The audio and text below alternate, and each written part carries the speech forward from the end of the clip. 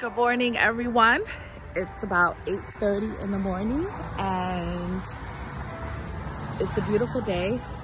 I just dropped my little one off at daycare. I took 2 days off because I recently celebrated my birthday over the weekend. So just taking my time and doing some stuff around the house. These birds are chirping like crazy. They're beautiful. Right above right here at the foot of the house. Here, I'll let you see.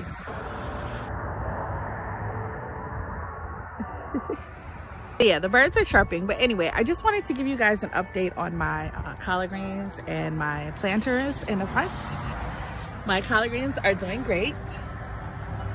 They look amazing. So you can see on some plants we have a second. This will be the first, and this will be, well, this will be the first, and this will be the second leaf. You see? Got a first and a second leaf. So that's pretty good. Doing really good, actually, the seedlings. I would normally transplant them in my raised bed garden, which I don't think that I am going to be able to do. Actually, no, I may be able to do that. So what I would normally do in this situation, if we weren't so close to the frost date, I would allow a third leaf to emerge, or a fourth leaf, and then I would transplant them in my raised bed. Very gently transplant them in the raised bed and then just let them grow until it's time to harvest them. And then they'll become dormant. And then what I've noticed is a lot of times in the spring, they will start to regenerate and they'll actually grow again in the spring, and then they'll go to flower. But we'll see. I kind of didn't expect that we would get a harvest for Thanksgiving because I know that frost is coming. But anyhow, here are my carrots. These are all carrots. I don't know what these are, to be quite honest with you. I think these may be weeds, maybe not, but these are carrots. They don't have a base just yet. So once they start getting a base and we can see actually how big they are, we'll know when to harvest them. With carrots, you want to be able to see a base. When you see the little round base emerging from the dirt, you'll know when you want to pluck them. And that's basically it for my little vegetables. Here are my fall planters. Some are dying, some are not. The black pearl, as you can see, they are berries. It's beautiful. My purple aster, this one never did flower again, but it's not dead. This one I can probably pull out, but this one died. That's okay. I think this one is my favorite. And then we come over here. This one looks a hot mess. I expected my silver to live. These have died, withered away.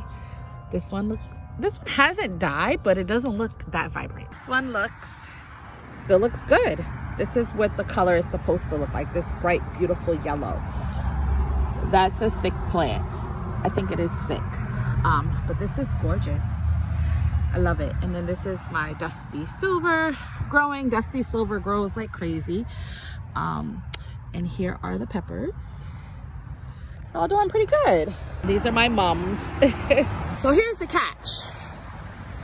As you all know, my garden for the spring and the fall didn't do too well.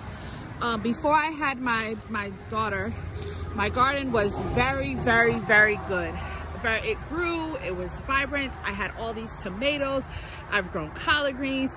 I've done lots and lots of mustard greens, and I've even done some not so great carrots. I've done eggplants. I usually sow my seeds indoors and then slowly transplant them to the outside. And sometimes I sow seeds outside. I really work the soil with fertilizing it and adding new garden soil. But the point of this spring season and this fall season was not so much to get an amazing garden. These seasons were just for me to get out in the fresh air. Being a mom sometimes, or being a wife and being a caregiver, sometimes you get so caught up in the everyday and the stress of life that you forget about yourself. It's important that us as people and as humans we become grounded with the earth, and we get out, we get fresh air, we get sunlight, we get vitamin D. We, you know, we acknowledge and be mindful of how we're feeling at the time. And maybe I don't have time to go out and get my hair done, or maybe I don't have time to go out and get a massage or get my nails done. But you know what? I can go out and plant some plants. I can rearrange my house, or, you know, I do get a pedicure, just because I don't want no crusty feet. But it's important to do things that bring you a little bit of joy. And gardening brings me joy. So even though my garden wasn't as successful this year as it was in the past, I'm still very proud of myself, because you know what? I got up and I did what I could. I know that with my daughter, as she gets older, she'll be able to help.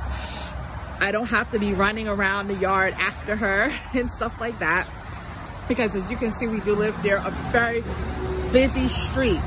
So it's very dangerous out here if I don't, you know, sometimes I even put a leash on her, to be quite honest with you.